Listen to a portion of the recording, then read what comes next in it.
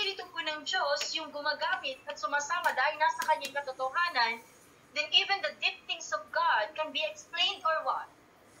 It can.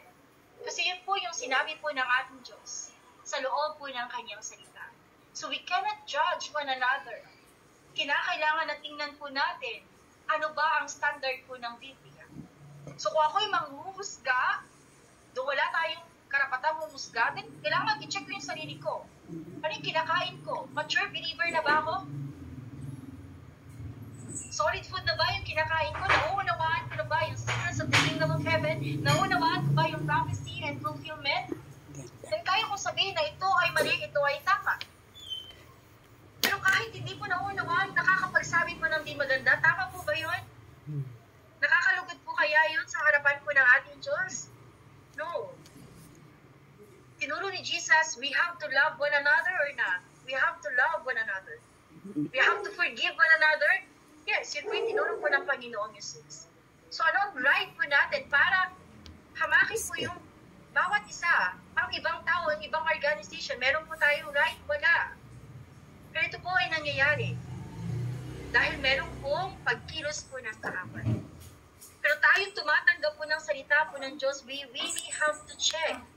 Kamusta po yung puso po natin habang tinatanggap po ito? Dahil meron pong 4 na uri po ng lupa sa loob po ng Biblia. In Matthew chapter 13, even in Luke chapter 8, even po sa book po ng Mark, nakalagay po dito yung parable po ng 4 types of field. Nakalagay dito yung parable na nahasik po sa lupain. Ano po yung 4 na uri po ng lupa kung naalala po natin? Path, rocky, thorny, and good soil. Ano po yung path? Dumating po yung ibon, tinuka po yung binhi na nahasik po dun sa daanan.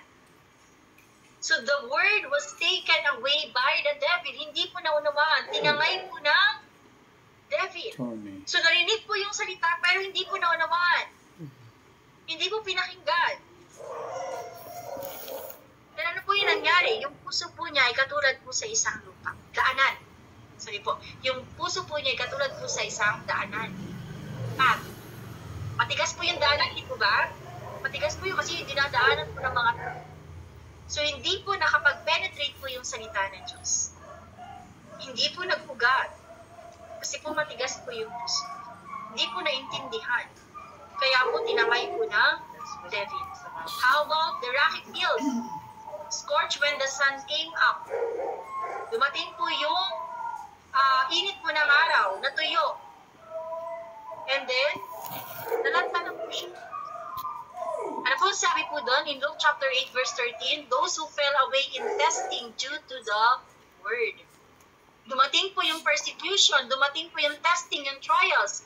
Dahil po sa salita na kanyang tinatanggap, anong ginawa po niya? Instead na panindigan ng katotohanan, instead na panindigan po yung pag-aaral, nagpadala po siya dun po sa mga naririnig po niya na persecution. So makakapag-ugat ba or makakapagbunga po yung binhi po na yon? Hindi. Siya po ay isang rocky field, mabato. So persecution and testing come once someone starts receiving the truth. Darating po ang tunay po na persecution, ang tunay po na testing or trial sa buhay pananampalataya kapag natanggap na po natin ang katotohanan. So nawa po ay mapagtagumpayan po natin ang lahat po ng ito. Dahil hindi po madali ang sumunod po sa katotohanan. Pero ang pinakamahalaga po doon, yung dulo po, kung tayo po susunod, matatanggap po natin ang pag-asa po natin sa ating buhay pananampalataya.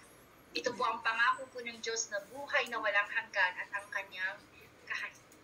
How about the